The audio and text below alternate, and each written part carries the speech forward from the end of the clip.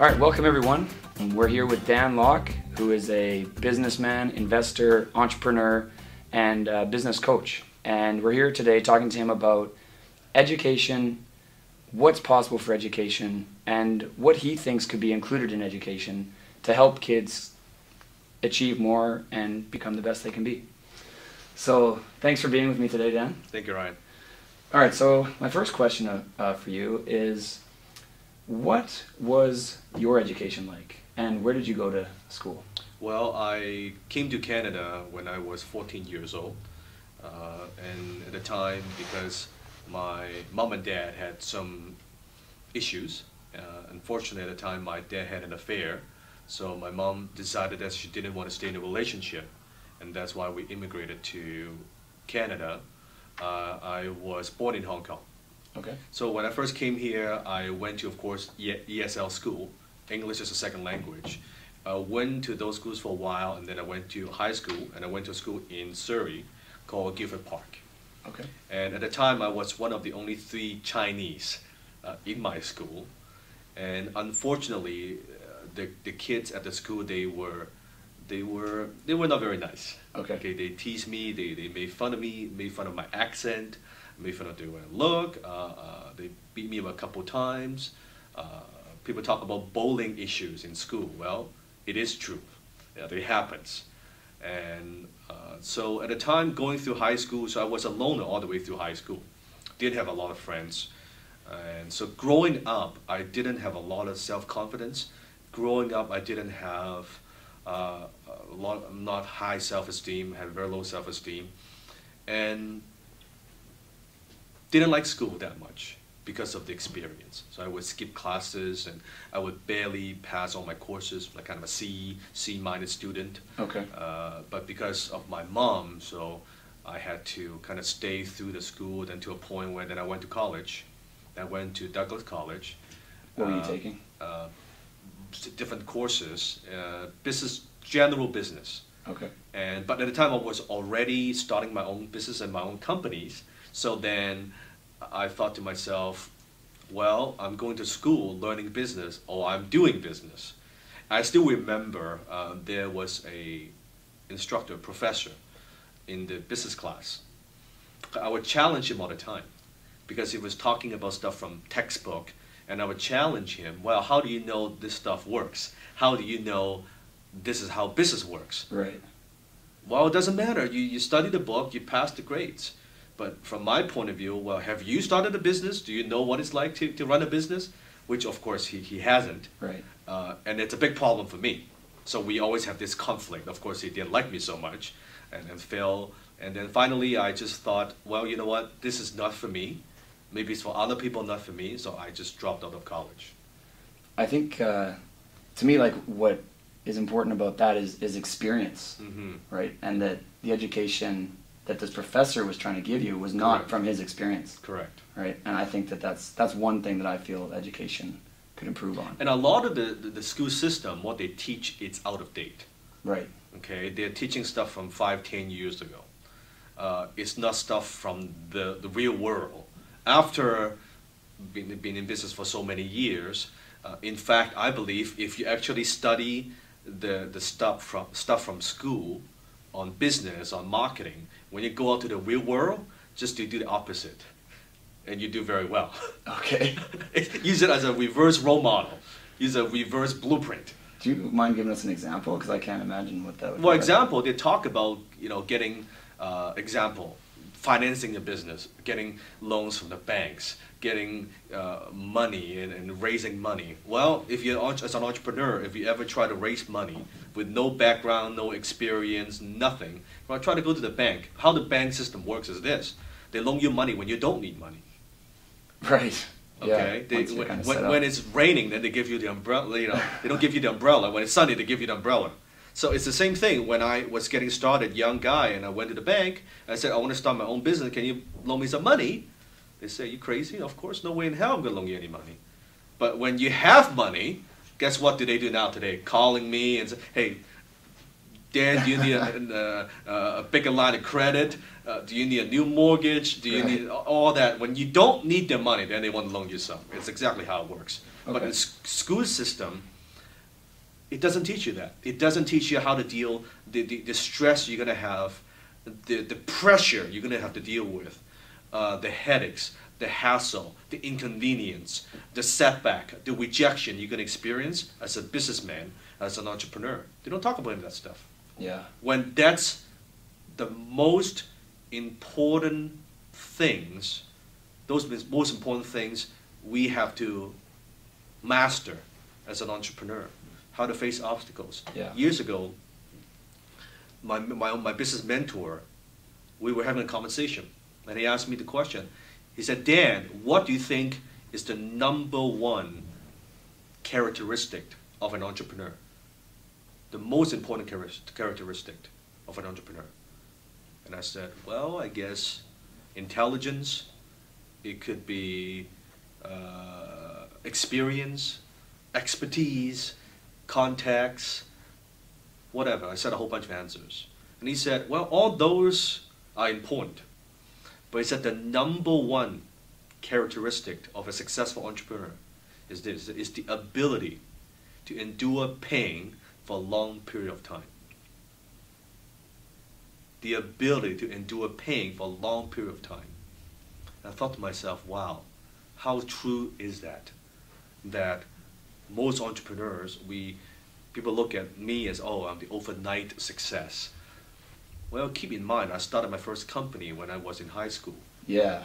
And I failed at 13 businesses having my first success. So if you say it's an overnight success, or it's more like a 10-year overnight success. That's but right. when you're successful, nobody looks at that. Nobody talks about your failure. Everybody talks about your success. In fact, nobody remembers your failure. They only talk about your success. So I think the school system, I mean, think, very simple. Let me give you an example, Ryan.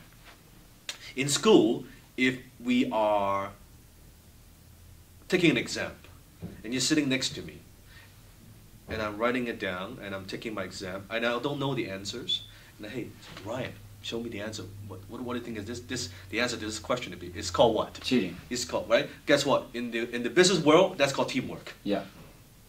Okay? So in the business world, we learn from our mistakes. But in school, we punish students for making mistakes. Right. But in business, it's all about, hey, you know what, let's get this product to the marketplace. Let's fail fast. Let's test it out. If it doesn't work, let's not waste our time. Let's move forward. It's about failing fast. Right. In school, the school system punishes students for making mistakes. So guess what? When they go out to the real world, oh, I don't want to make mistakes. Yeah. I don't want to screw this up. And they stop progressing. They stop learning new things. Would you say that that is kind of characteristic of what you might consider like the employee mentality? Yes. Versus Well, the entrepreneur? entire, I mean, you can talk about the history of the school system, how that all started. It's basically a group of wealthy individuals, and you notice why they donate to all this library and all that. If you actually study school history, how that whole system came about, it's all these industrialists, all these tycoons. Right. Wanting to make workers. That's correct. Yeah. They want to, hey, you know, guys, we need some workers, man.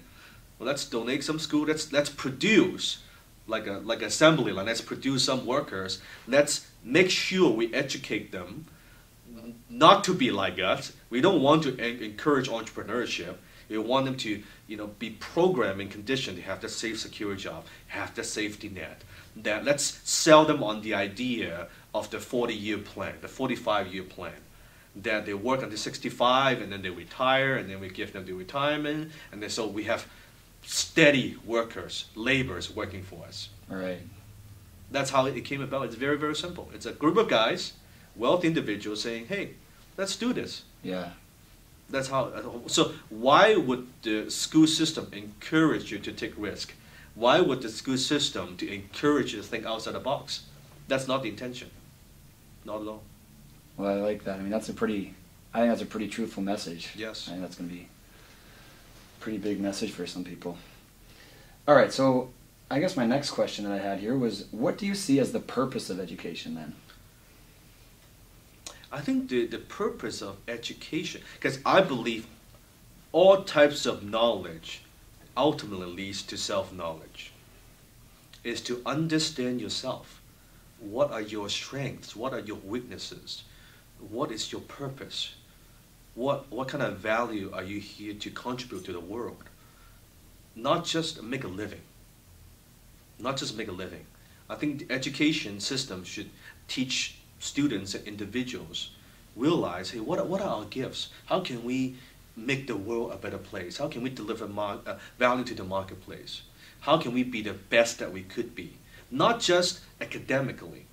Because right now, again, the school system, if you're not good with memorizing things, if you're not good at math, oh, then you're a bad student. But now there's so many research out there, people can Google on the internet, there's so many different forms of intelligence.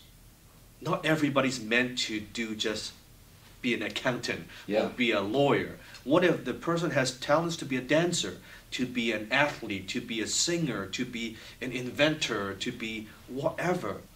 But now we just think of, again, still the school system is still, okay, one form of intelligence, when we know for a fact there's so many forms of intelligence. But how come we don't nurture those? Right. How come we don't encourage students to develop those skills and talents?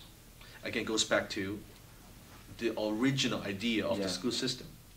And people recognize that, and people, I believe, they're changing that. On the YouTube now, you have the Kang University, of course. Yeah. Okay, that's why it's like exploding. People say, you know what? It's a better way to learn.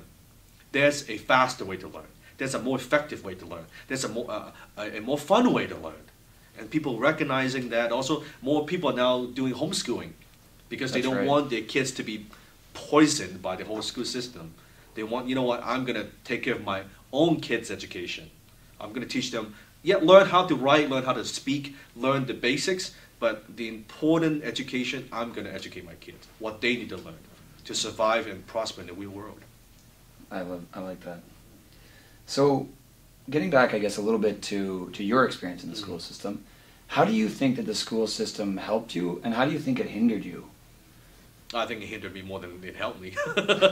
Well, but I didn't stay in the system too long. Right. And even back when I was in school, I learned how to write and then how to, the basic, how to calculate 1 + 1 and all that. It's all good. But quite frankly, a lot of stuff that I learned, unless you want to be a scientist or anything, chemistry classes, calculus classes, I don't use those things. That's right. 95% of what we learn, we don't use. So from my own experience, I actually developed my skills and acquired knowledge through other forms, i.e. reading books, i.e. attending educational workshops and seminars, learning from just talking to people, talking to successful people, learning from my personal mentors. I found those are better ways to learn. I'm not a guy that likes to sit in a classroom and this professor lectures for 2 hours and I'm trying to stay awake and I'm just falling asleep. I can't learn that way. And that's also why you've been to my workshops, and I like to be interactive. I like to make it fun. I like people to be engaged. I like people to think of their own answers. I like them to participate. Right. So as a speaker and now as also a trainer, you could say, that's what I like to do, because I believe people learn better through participation, through activity, through games, through interaction. Well, that's a perfect lead into my next question, which is that schools today usually use a lecture-style approach. Yes. How do you think that students need to be taught? I think it's through instead of just giving them the answers, hey, you should do this, and you do this, and you remember A, B, C, and D, but now we know there's so many possibilities. What do you think? Let them interact. Let them come up with things. And what are the different things we can solve, what different ways we can solve this problem? And have them discuss, have them brainstorm, have them play games, have them engage with different activities. So instead of, example, okay, well, here's how you build a company. Here's how you build a business. Textbook, okay, number one, you do this. Well, let's take them to a company. Let's visit a company. Let's visit FedEx. Let's visit Microsoft. How do they do it? Talk to a senior manager. What are the day-to-day challenges? How do you see this company grow? And what works, what doesn't work? What are the biggest mistakes you made? I think they'll learn infinitely more that way through observation, through interaction, through questioning versus just here passive listening there. Yep, yep, take notes, yep, yep. You don't get anything. Yeah. No. And it's not fun. No, it's not. No. Yeah, and we do it for a long time. That's correct. So if you could design a high school, what subjects would you include? So many. I would include way more, I think, communication skill. Because I think we are not taught. At the end of the day, it's about connecting with people, interacting with people. So I think people skills, I would add on like communication classes, public speaking classes, because I was a very shy kind of kid. Now it's tough to imagine today, but imagine back then when I was high school, right. I had two, three friends. I was very shy because my English wasn't that good, and I was very isolated. But then later on I joined Toastmasters, right. which then I learned how to speak to groups and develop my confidence. Then I could meet more people. I could enjoy the conversations more. So through public speaking, that has helped all areas of my life. So, and you see how kids are nowadays, of course, more social media, Yeah. digital age, and we all almost get addicted to the technology. And I love my iPhone, don't get me wrong, but we're so addicted to the technology that we don't connect with people anymore. And I think kids, teenagers nowadays, they're losing that basic people skills.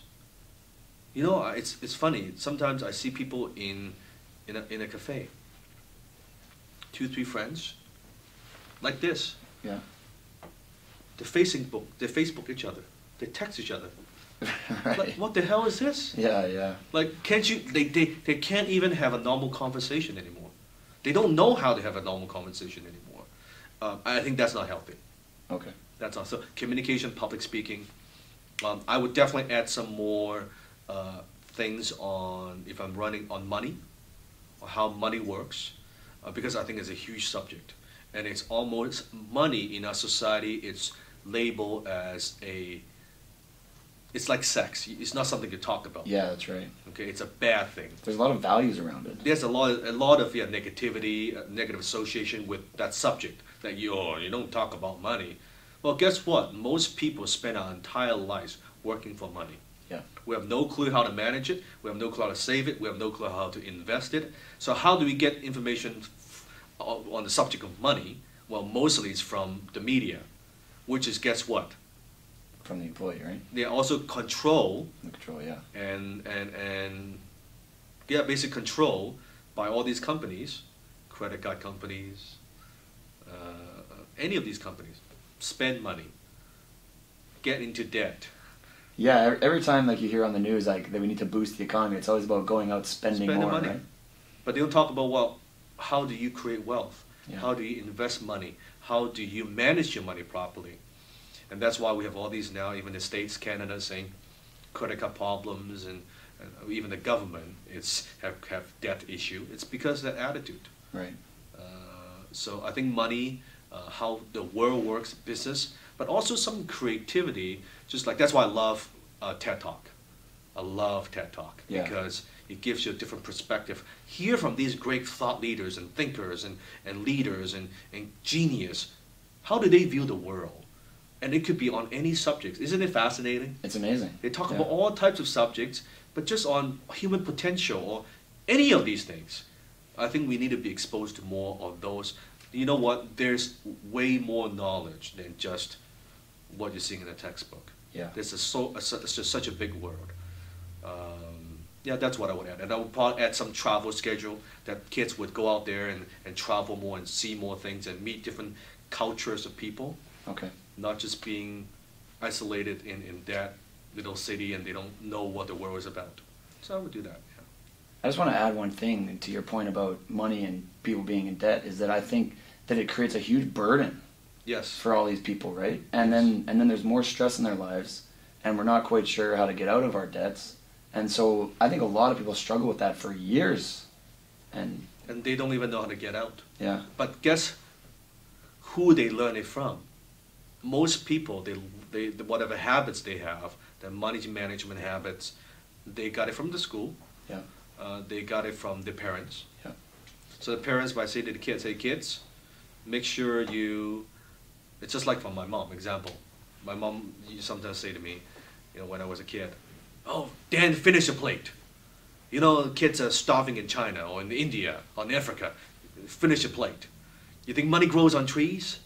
Money is the root of all evil. Right. All these negative associations, well, when I found out after I grew up, that's not true. So just what if the data that's that's feeding to you by your parents, just what if it's not true? What if it's the wrong data? Maybe money is not the root of all evil.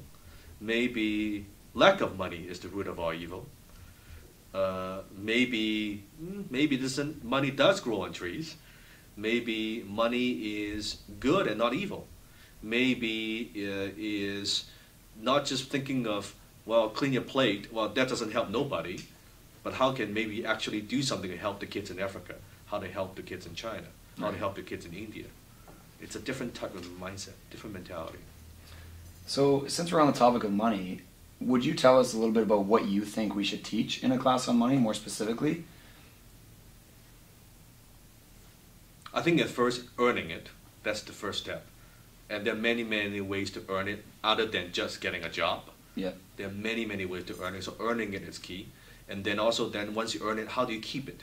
It's one thing to make money is a whole different thing to keep it, to save it, to manage it.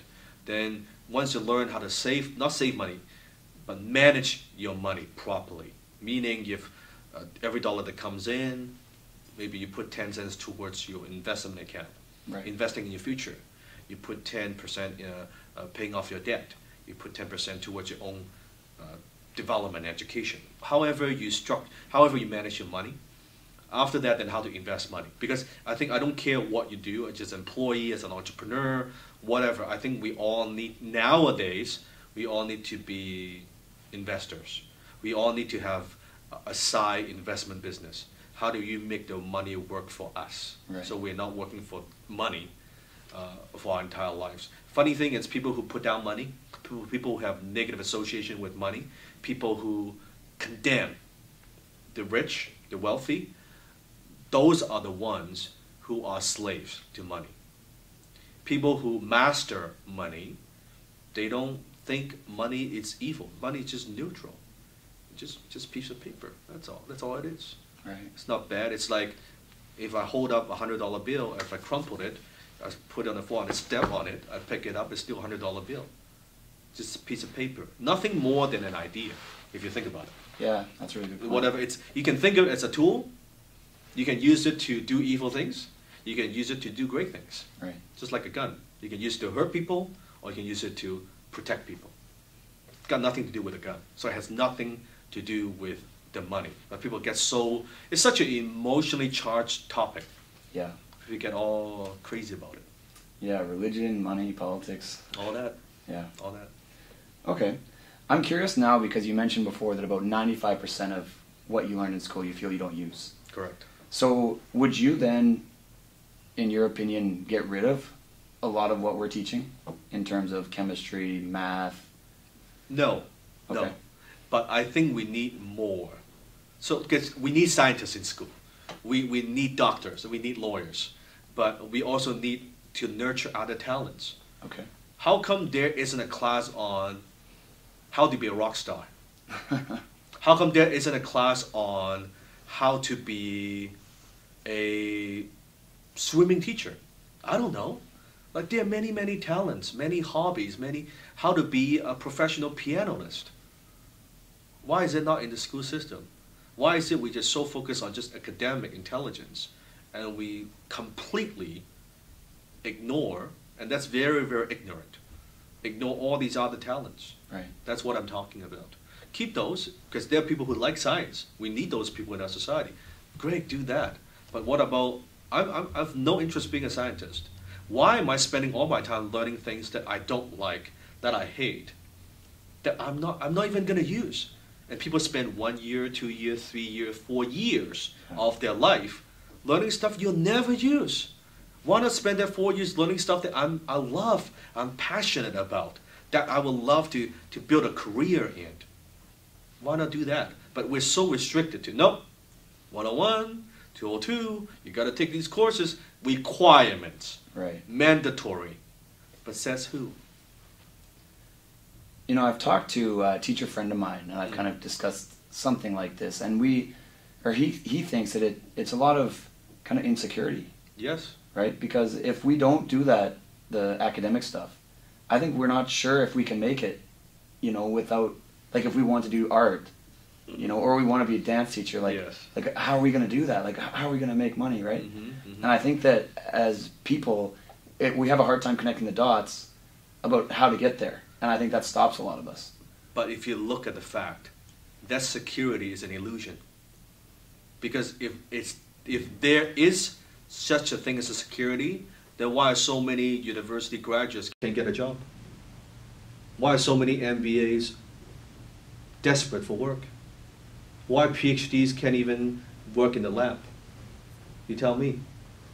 So that doesn't work. Especially now things are changing so fast, it doesn't work. Somebody asked me the question, if they want to do business with me, Dan, do you have an MBA? And I said, well, I have an MBA, but it's not the type of MBA you think about. I have a massive bank account. You know, does that count? So marketplace pays for value. Right. And what determines your value is your skills. If you have skill sets that you can deliver value to the marketplace, you can produce results for people, you can solve a problem for them, the marketplace will always pay you for that. Versus now all the students, they think I have this certificate, I have this diploma, I have this degree, and this piece of paper would get me jobs. Right. Not true. Yeah, that's a really good point. It's not true. So it's an illusion. It's not true. Yeah, it's just a receipt. That's it. That's it. And that's almost nowadays, that's just the starting point, my friend. Yeah. The school starts after you graduate. But funny thing, I forgot what the numbers was, but it's like 80% of adults after they graduate from university don't read another book. Some crazy numbers. Okay? So if you think about that, most people stop learning. Oh, I'm done. I graduate. Don't need to learn anything. Don't need to read another book. Don't need to educate myself. And that's the problem. It's a wrong mentality. You know, in my opinion, that's because of we're teaching them stuff that they're not interested in. Correct. And I think that if we do kind of some of the things you were saying, we excite them, get them involved in stuff they enjoy. Yes. I don't see why kids wouldn't love it. That's it. And why don't we take the time as simple as when they get into the system, let's say before they go to university, instead of parents, hey, you should take this or you should take that, why not do a survey, do a test, find out what are their natural talents are, what are their personality types, what they should focus on, what they would naturally excel in. It's as simple as that. But nobody does it. They try to fit them into this box. That's right. It's as simple as nowadays there's so many strength, like there's a book out there called Strength Finders, a lot of different personality tests. If the person's naturally outgoing and love to talk to people, why do you, just because their parents think you should be a doctor, you should do this, or you should be a lawyer? No, no, I want to do something else. I want to be a traveler. I want to do all these other things. But the system doesn't allow you to do that. As simple as that. Finding out, how about just having a simple conversation, for God's sakes? What do you want? What's your vision? What inspires you? What excites you? Treat them as adult. Right. And I think you'll be amazed. I think a lot of students, they do know what they want, but they suppress it because the norm, because society pressure, because parents, of course. Parents. There's a certain way of, you should do this, you shouldn't do that. Right. But parents, same thing. You never ask, what do you want to do when you grow up? Not what my expectation for you is, but what do you truly want? Right. That's a very good question to ask. I want to get into a little bit about the actual kind of planning of education now. Mm-hmm. Because, like I'm doing with you today, I'm talking with a businessman. Yes. And I don't think education has done that Mm-hmm. in a big way. I think for the most part it's sort of, it's the teachers becoming administrators and then going and trying to redirect the curriculum, right? Yeah. And I'm wondering, just from your experience, who do you think we should kind of include in the discussion about where education should go? I think just more professionals, more professionals from all types of industries that they can contribute. Example, I'm an entrepreneur, that we can contribute to the system of how can we make this better? How can we make it more efficient? Even now, the whole school system, as you know, that this is the public school system. It's not rewarding. And don't get me wrong, I have a lot of respect for teachers. I'm a teacher myself. Yeah. A different type of teacher. But the system is not rewarding better performance. It's not rewarding creativity. The teachers are doing a lot of stuff that there's nothing to relate it with education. Bogged down by all these details and tasks, when their job is to inspire and nurture the kids. But they only spend only small amount of time because they got to do all these other things, right? Right. So I would say with the existing system, different professionals from all types of industries. Just imagine having a mastermind, having a brainstorm of that what could happen. Right. It's like TED Talk. Why is it so fascinating? Because it's all types of people, all kinds of topics. It's not you don't know what they're going to talk about. Yeah. You don't know what the speaker is going to say. And it's putting together the best, the most brilliant people on the planet together on a platform. And in 20 minutes, 18 minutes, 16 minutes, they share their best ideas and strategies and resources and experience. And that's why people love it. Yeah. That's why people, I think the school system needs to do more of that. Beautiful. All right, so if there was one thing you think the school system needs to change right now, what would you say that is? Wow, the one thing that needs to change. Let me think. I think just be as simple as taking the first step and being a little bit more flexible. Looking at the fact that our system, and I know a lot of teachers, they're trying to change that. Yeah. But because there's so much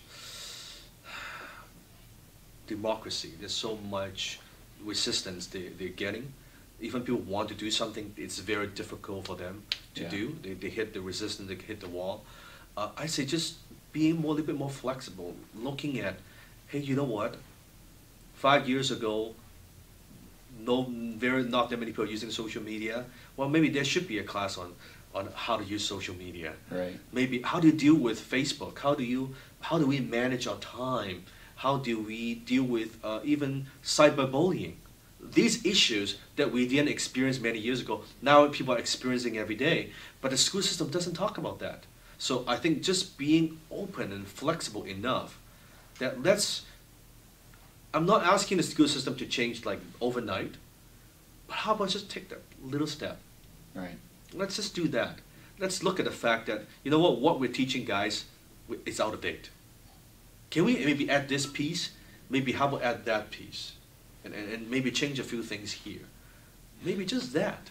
And I think if we can do that, I think that builds momentum, and people can, the parents, the students, they would see a different result, a different perspective. I think that would get the ball rolling. Yeah, I think that's a great idea. Mm-hmm. Okay.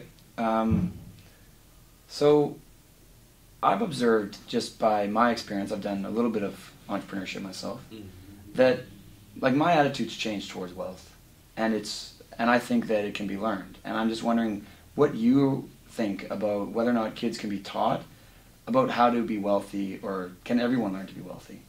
100%, absolutely.